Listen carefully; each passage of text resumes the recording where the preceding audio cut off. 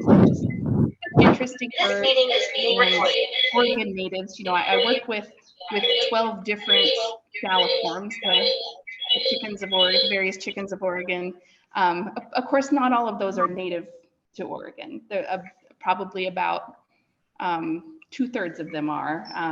A lot of the forest grouse, but our partridges and turkeys and pheasants, things like that, were brought here for sporting purposes. And so it is nice to be able to talk about one of our native game birds. We have a really an interesting relationship with mountain quail because they're so secretive. And I really like this quote from John Muir: "The very handsomest and most interesting of all American partridges," of course he didn't call him quail in those days, "that he is not so regarded is because as a lonely mountaineer he is not half known." And that's just so true. The places they live and frequent, I don't know where that's coming from. As lowly humans.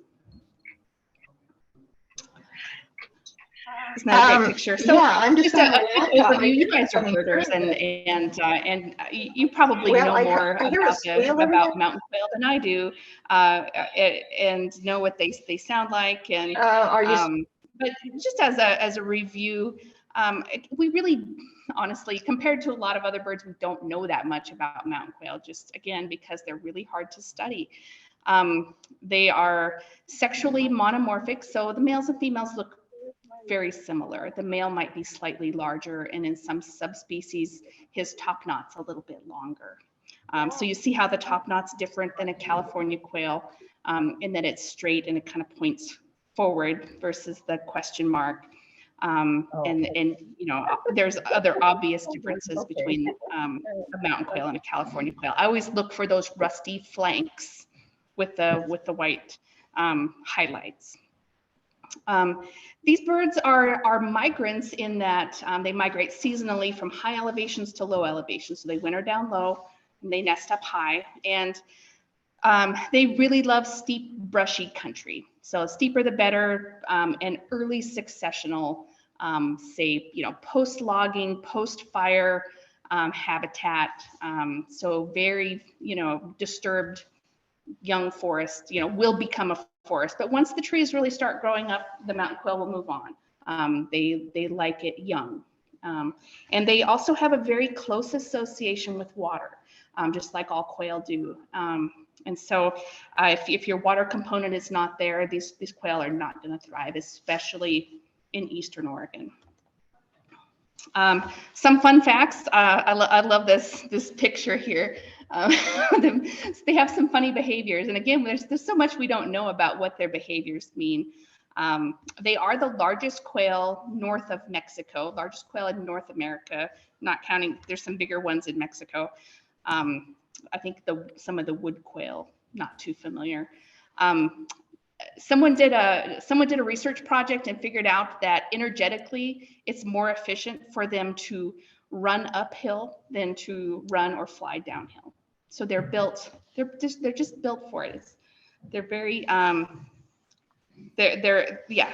And so anyone who's ever pursued a mountain quail will feel frustrated almost immediately. So they have these really weird communication rituals. So they do this, and of course the researchers gave them all these funny names: straw tossing and fanning, which they determined was related to to pair bonding and attraction. Same with tidbitting, so picking up little things and placing them, and gifting items. And then another one called step and bow. We're not sure if that's a dominance display or what that is. And then the stand and crouch, obviously that's a dominance display. One of the best things, one of my favorite facts about mountain quail is that they practice simultaneous double clutching. So the female will has the ability to lay two nests at the same time. So she'll fill them simultaneously, and the male will incubate one and the female will incubate the other. So mountain quail have the ability to make a lot of mountain quail. right? So when everything works well, they can be very productive birds, which makes sense because they're, they really don't live that long. So their strategy is to reproduce as quickly and as abundantly as possible. So if they're both sitting on a nest, how do they eat and drink? Well, no, they will just get up and go take care of business. They're not going to obviously defecate in the nest, that sort of thing. So they'll take breaks and so they're not trading. There's very few galliforms where the male has any business incubating, and so he might really they're not involved at all at that point. So the female has to get up and do her thing, but she'll choose the right time where she's not attracting attention to get up and take care of business, take a break. And also, they're really not that into bugs. They don't eat insects. The young do, but the adults, when looking at food habits type studies, they very rarely found insects in adult mountain quail crops and gizzards. So interesting. What do they eat? They are eating mostly, green material and seeds. Is really kind of what they're focused on, which makes sense if you think about the habitats they live in, because you know what happens after a logging operation or after a fire, you get this big flush of green, tender, yummy stuff, and then of course as winter comes on, and they do move down to lower elevations, but they may focus more on seeds and soft mast type things like berries. And also kind of starchy root materials. So they might dig up some grass roots and eat the starch. So we do see that with little bulbs. We've also seen mushrooms in their crops, which is very interesting.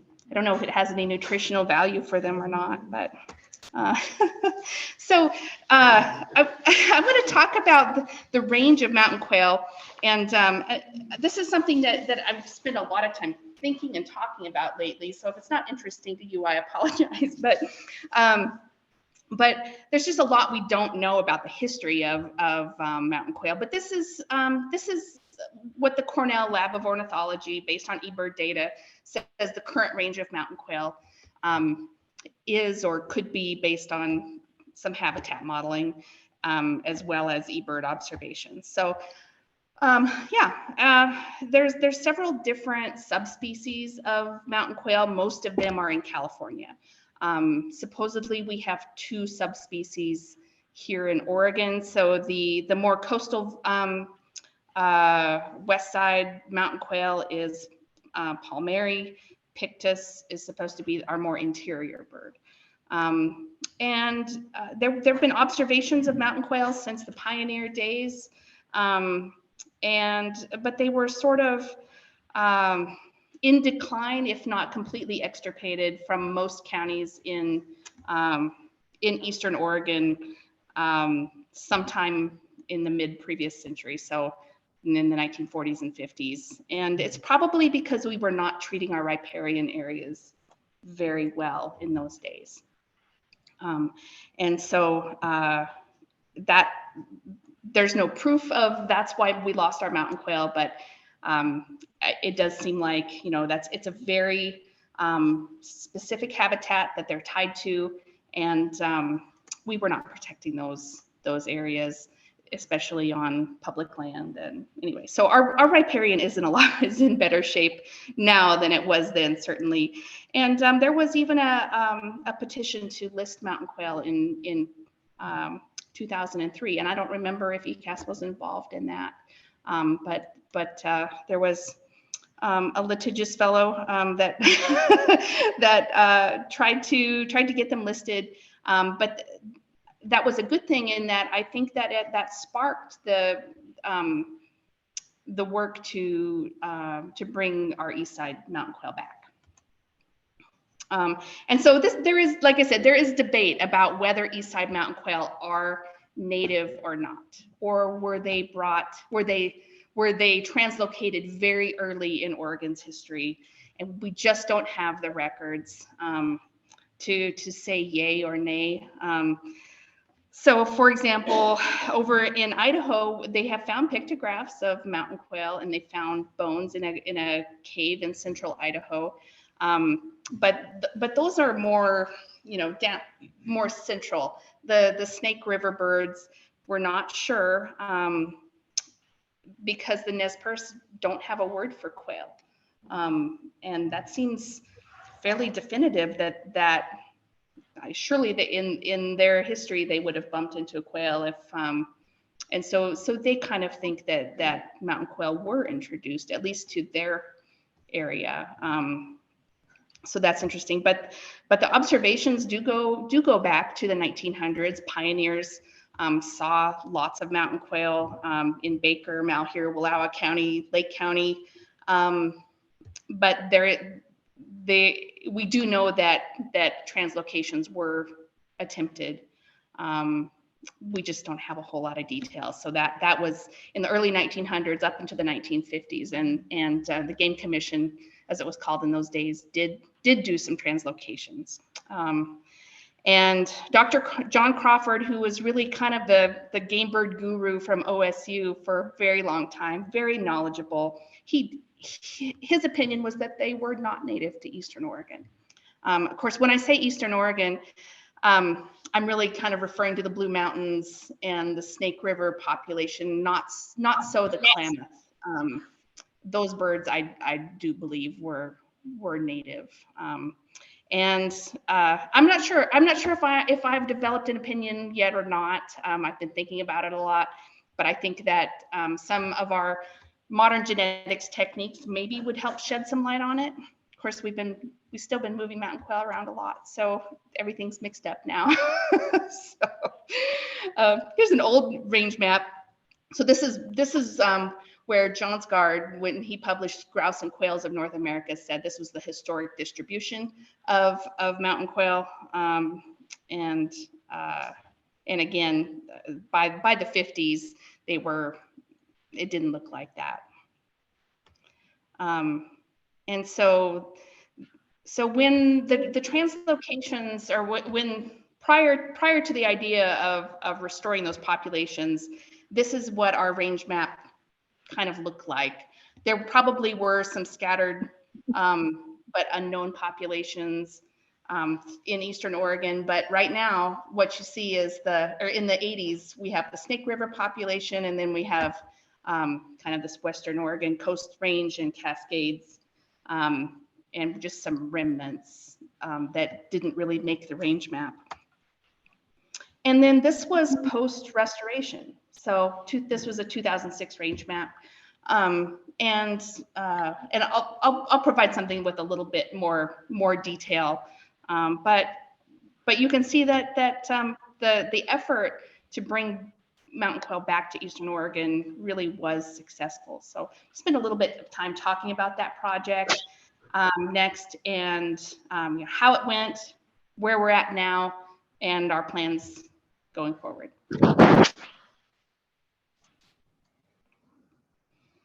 So there you see some mountain quail that were kidnapped from Western Oregon and brought to a very dry place comparatively. You can actually see the transmitters around their necks if you look really close. And I love that photo. It's great.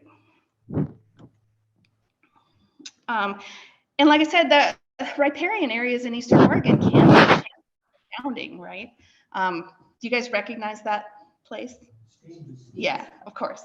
And so mountain quail were translocated to the Steens, the Trout Creeks, Winter Rim. I've got a whole list. But there's an example of a really nice, healthy riparian area that mountain quail should be able to adapt and thrive in. It's steep, it's brushy, it has the water component. So, of course, this is the best case scenario. Not everywhere that we translocated birds was quite so spectacular, but that's what we're looking for. So the goal of the project was to establish self-sustaining populations. So we don't want to be translocating mountain quail for till the end of time. So we wanted these birds to gain a foothold and then be self-populating. And in the process, we put transmitters on the birds to look at what habitats are they using, what really was their survival rate post translocation, and how did they move once we turned them loose. So all of that was recorded, and we also used them to locate those remnant populations. So I think Kim and I were talking earlier about how with the Fly Creek population, when they released birds on Fly Creek, not too far from here, each of those birds paired with a wild bird, and so that seems to indicate that the remnant population was happy for a little bit of an influx in fresh genetics, and that population is doing really well now.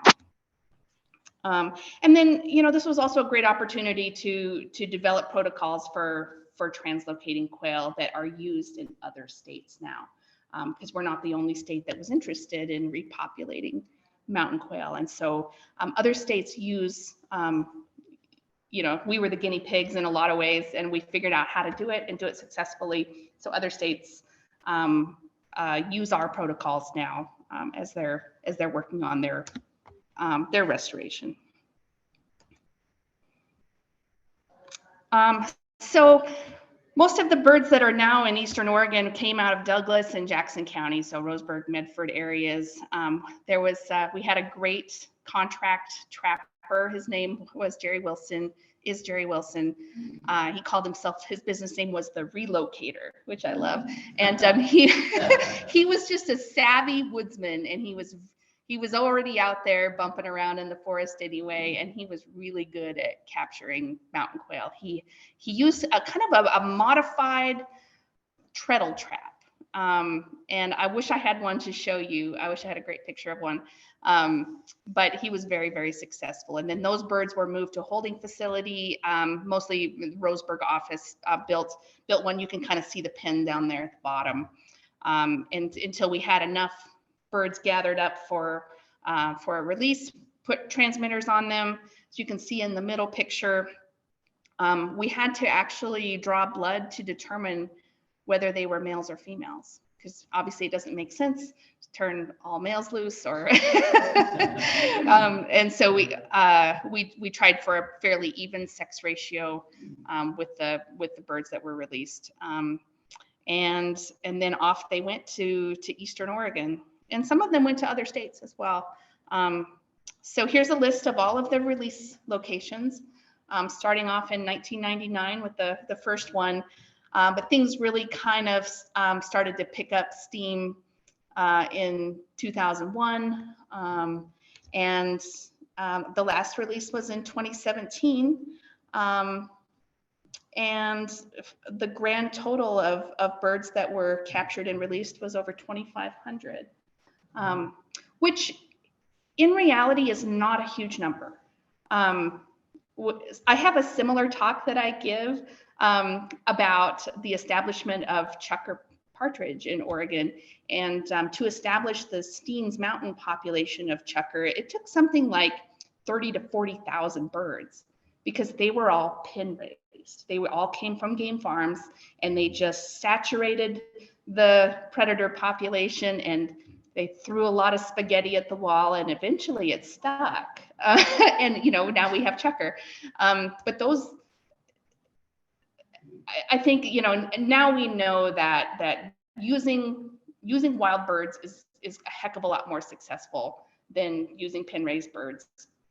And that's a big part of why this was successful, and why it only took 2,500 birds to repopulate most of Eastern Oregon. And not all of these releases were wildly successful, but we'll talk about how we're trying to evaluate whether they were successful or not, because these birds are so secretive and live in rough places like that valley, that the Steens. Like, how would you ever find them again?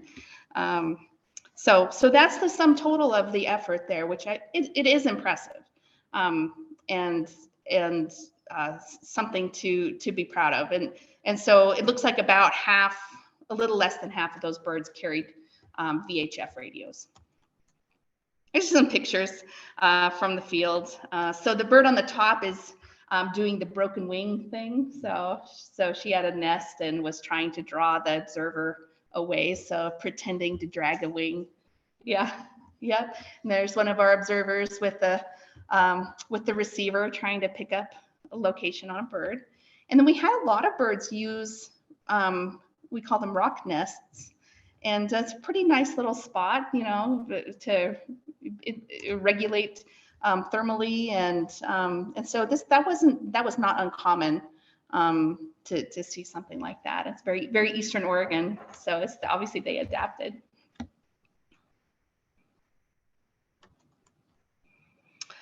And so I guess some of the takeaways from the project was that avian predators were a significant source of mortality. That's not surprising. For example, on the Steens, about 46% of the mortality was associated with avian predators, you know, primarily raptors. But I'm not going to say it was never a crow or a raven, that sort of thing. Interestingly, males had poorer survival than females. That does not make sense to me at all, because the females have greater energetic demands. But maybe they were just more careful. I don't know. That doesn't make sense to me, but it does recommend then that we adjust our sex ratios so that you have a few more spare males in the mix than females. We learned that shrub cover is important. I think we kind of knew that.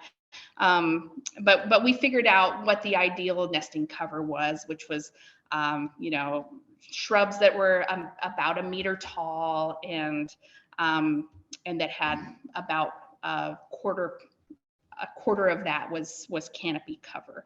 And like I said, they really did kind of come out of the gate and reproduce and start making more quail almost immediately. And then there was also a recommendation from one of our papers that in these juniper removal type units, that cut and leave is a good strategy specific to quail. And when people call me and say, well, how come I don't have quail in my house anymore?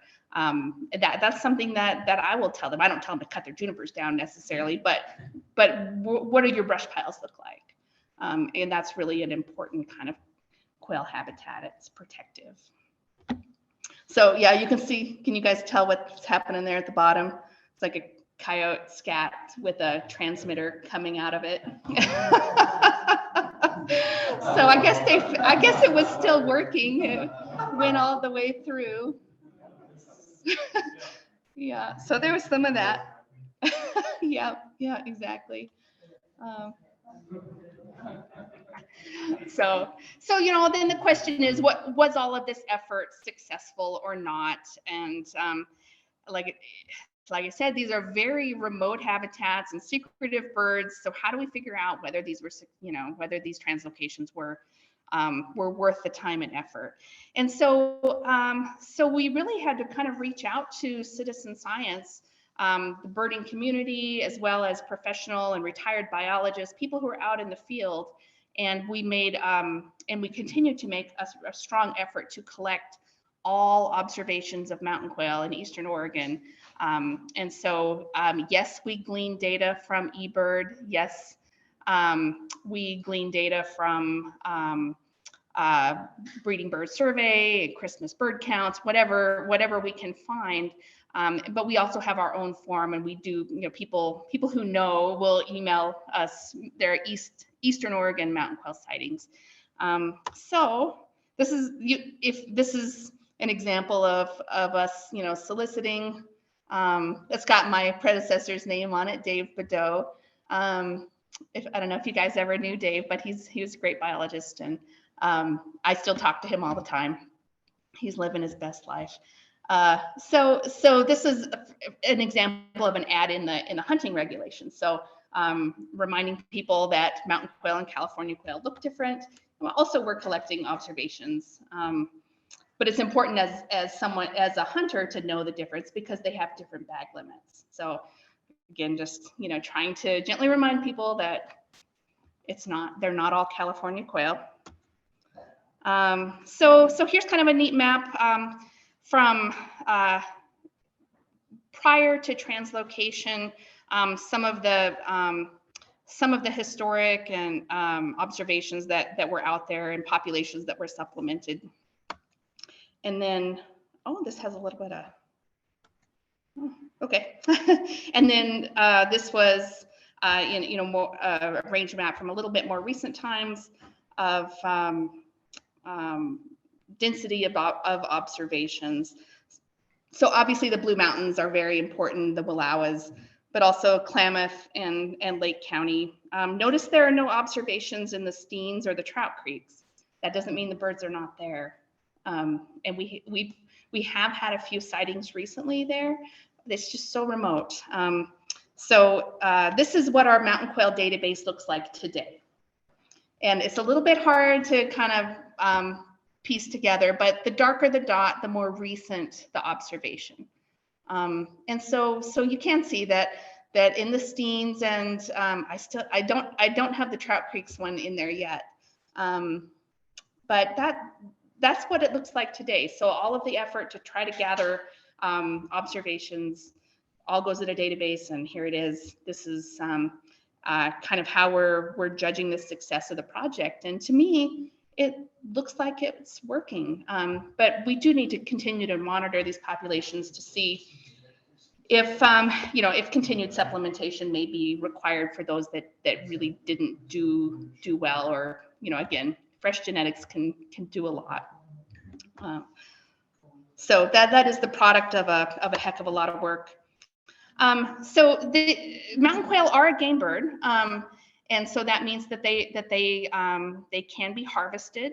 In Western Oregon, we have a 10-bird combined quail bag limit. So you can harvest 10 quail in Western Oregon, of which 10 of those could either be a California or a mountain quail. Mountain quail are abundant in Western Oregon. I don't know if I've ever met anyone who's ever harvested 10 mountain quail in a day. That would be a superhuman feat, just given the places that they live. And then in Eastern Oregon, a recent change, because our mountain quail are now widespread, or at least they exist in every county, is to offer, if you harvest 10 quail, 2 of those may be a mountain quail in Eastern Oregon. And so that's just kind of it's a little bit of a gimme to people who might make a mistake and accidentally harvest a mountain quail, maybe not intentionally, but it's not, that gives them a little bit of a cushion, but we feel like that's not going to harm the population in any way. And again, we just don't hear about that much harvest. It's pretty uncommon. And so Gordon did ask me to talk about our parts collection survey, as we call it, wings and tails. Maybe you've seen some of the wing barrels that are out along the side of the road in different places. So you'll see a blue barrel that says grouse hunters. I'll show you a picture in a minute. There's not too many in Deschutes County. I did put one up at Camp Sherman, so you might see one there. There's a blue barrel. People sometimes put trash in there, or sometimes wings. But in 2005, we started collecting mountain quail wings. And you can't tell the sex of mountain quail from again, like you have to draw blood to tell what their gender is, but you can tell the age. So if you compare age ratios in the parts collection survey, you can tell whether it was a good year or bad year in terms of mountain quail production. If you make the assumption that you have an equal chance of harvesting a young of the year bird versus an adult bird. So the more young birds are on the landscape, the higher your ratio should be.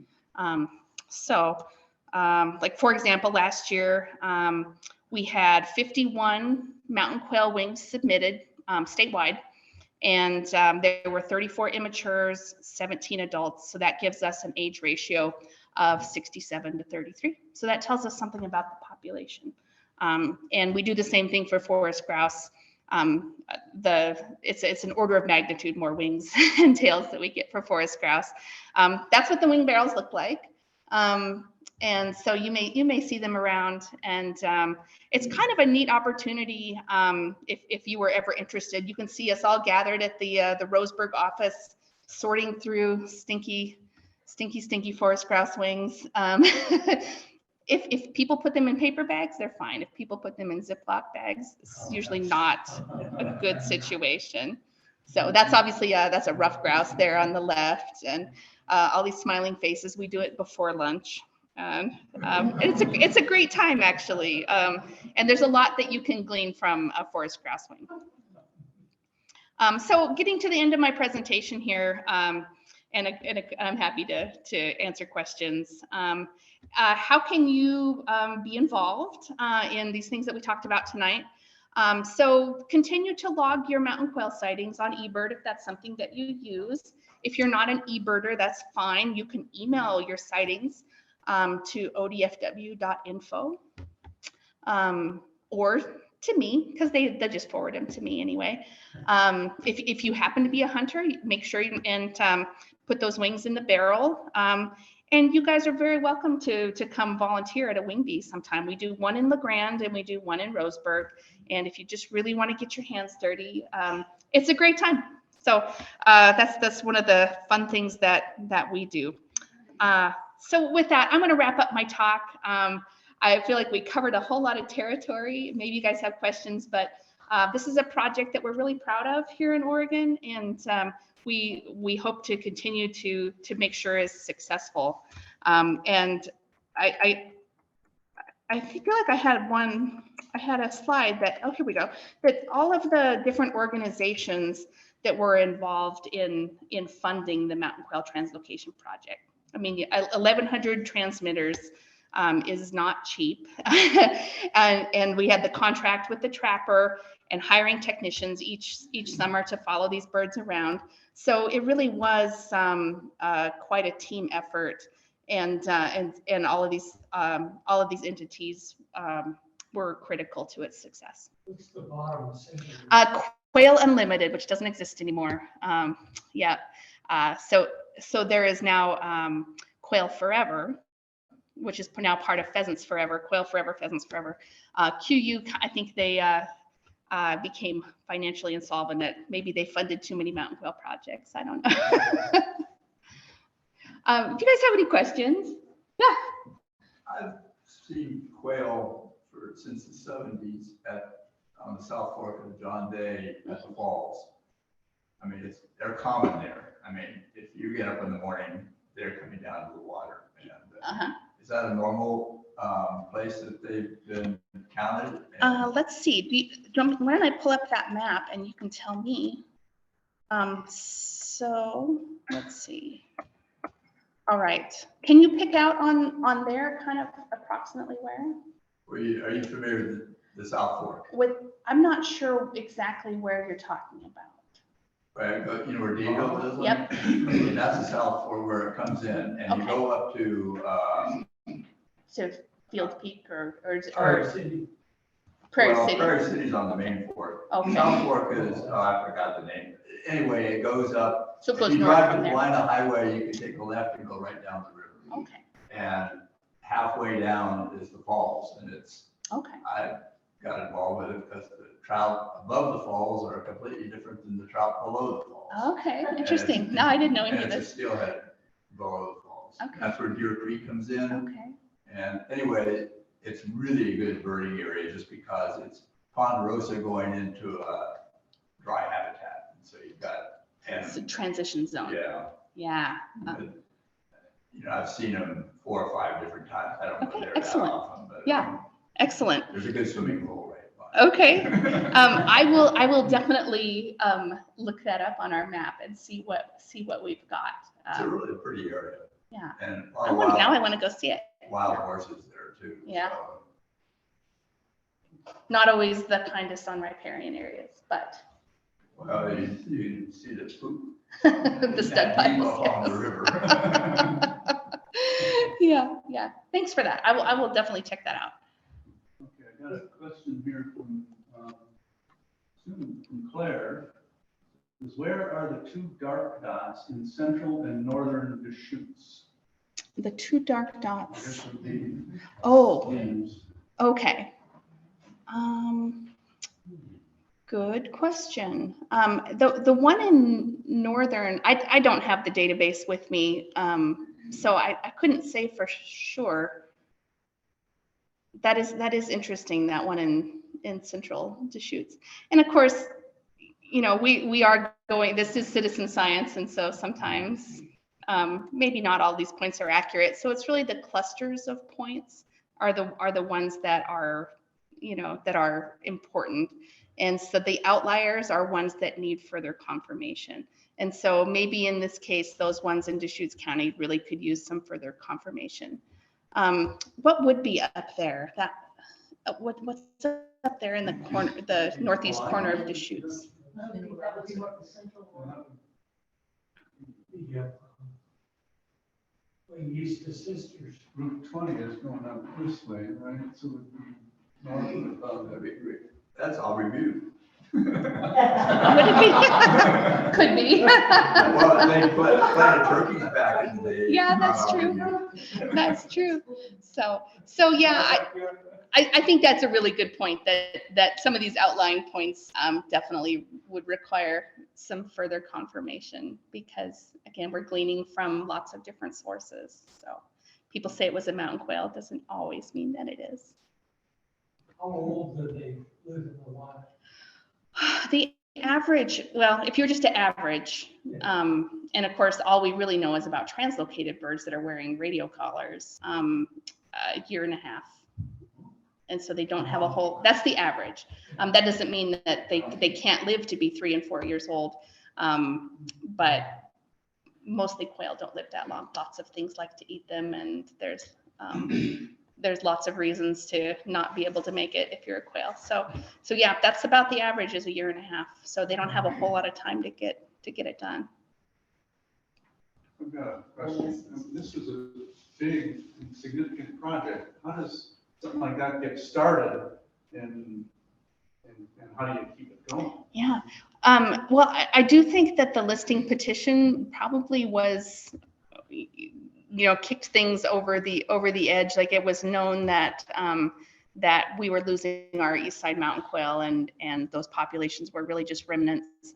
And then we had a graduate student at the time, Mike Pope, wrote his thesis on mountain quail and mountain quail translocations. And so he initiated or he was the one that proved that it could be done. He proved the success of the idea, and also just sort of gathered a whole lot of information about mountain quail. Where are they? Where were they? And evaluated a lot of habitat. So Mike Pope really was the spearhead to growing the project. So it started off with, like a lot of things, we call it, you know, with a research project. What do we know? What do we think we know? What do we have yet to learn? And he proved that it could be done, and then that led to seeking some funding, and people got excited about it. And you know, with a little bit of success, that resulted in more funding kind of starting to snowball, and then off we were. But of course, we had to have things like commission support and programmatic support as a state agency. BLM was very much involved. I think it was Dave Zolinardo was with the Forest Service, and there were the two Zolinardos, right? So one was with the BLM and one was with the Forest Service. And anyways, they were involved, and they gathered up all of the historic sightings from all of the different foresters that had been out on the Deschutes and the Ochiko. And so that's why that's why you see so many dots in the Blue Mountains that are light colored. Those are very old sightings that were gathered up by the Forest Service, and they still maintain a database to this day. So that's part of our source for the distribution project. Is there any populations, you talk about a subspecies on either side of the mountains here, that is pure enough that you can get a DNA analysis to see what all your translocations are wiping out a subspecies? Probably that it would be too late. I think what you would find is that the Klamath birds are a different subspecies potentially than the coastal birds. So I think that the Klamath birds would be considered that interior subspecies. Is there any difference in coloration or size or anything like that? I couldn't say for sure that there's really anything that would distinguish them other than their range. That's not to say that they wouldn't. I just don't know for sure. If you held them side by side, if you'd really notice a difference. Apparently in one of the subspecies, there is greater morphological distinction between males and females. So the males are larger, and also their top knots are longer. But I don't remember which one is which. So, but very, there's certainly people out there who they have their little color cards and they figure out what color the breast feathers are comparatively, and so there's people that really can nerd out on that kind of thing, and get the details and the average measurements of the tarsus, and but if you could, I don't know if you were looking at them through binoculars or observing them even from me to you, if you would be able to tell the difference. Now, as in California, there's 4 species down there, supposed subspecies. And do they come into Oregon, or is Oregon considered a separate morphological species than the 4 Californians? No, they go all the way from Washington down to California. Yeah, right. So let me pull up our range map here. And again, there's a lot that we don't know, but yeah, of course those populations are mixing across the state line if you look at their distribution. But if you're looking at, like you said, down in the Baja, those are obviously going to be a different subspecies than the ones in the central in the Sierra Nevada and versus coastal California. So I do think there's been very little genetics work done. We do think that the Snake River population of birds, both on the Idaho and the Oregon side, have shared genetics and that are somewhat distinct from our West Side birds. But we are going to use the wing bee this year to start collecting genetic samples from birds that are submitted. So maybe we'll learn something new on that front. Yeah, I don't think that that we were successful in maintaining genetic, in preserving any genetics of if indeed the birds are native to Eastern Oregon, to the Blue Mountains.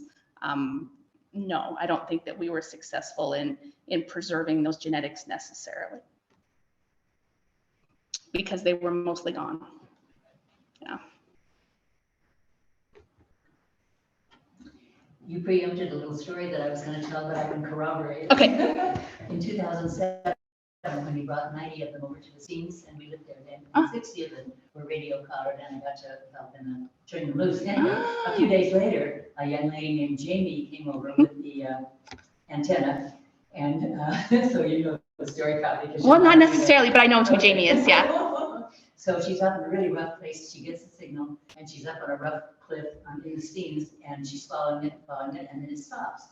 So she climbs up this ridge, and she looks over, and there's a bobcat sitting there. Oh. And so she says, "Well, that's the end of that." That's that. So a few days later, she picks up the same signal, and she follows it again, and once again, it stops.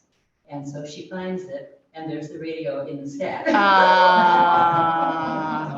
So we decided that the guy should write a letter to the company that makes them and say, "Takes a licking and keeps on ticking." That's great. Well, maybe that's what that was. I thought that was a coyote scat, but maybe it's bobcat. You'd think a trained biologist would be able to tell the difference. But. Yeah. I suppose we fed a few bobcats with that project.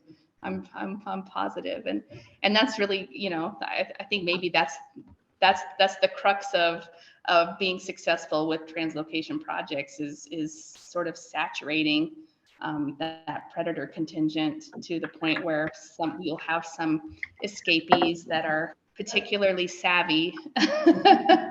and yeah, and again, I think that's how they finally managed to get some of these pin raised birds to survive in the wild. It just took a lot. I watched them on the South Fork, and the male would come up. I'm assuming it's the male. He was a little bigger than everybody else. He would sit in the tree and he would watch, and all the young ones would come down below and go to the water, and he would make a call, and everybody would, up they go. Yep. And but I mean, they always had lookouts. You know, California quail did the same thing, but you know, it was kind of obvious when you see one bird sitting up in the tree and watching everything. Keeping an eye on things. Yeah. Yep. That seems like a good strategy. Yeah. Yeah. Great questions, everybody. Yeah. You stumped me on a few, so I'll have to go back and check it out. So, especially the Deschutes County one. I don't know. I'll have to review that one and see if it was really legitimate or not. So, do you want me to stop sharing them? Yes. Okay. We'll just wrap it up then. Okay. Thank you, Michael. Thank you. Such a treat to meet all of you guys, and I appreciate your organization and just your passion for birds. And I hope someday when I need more hobbies that I can come along on one of your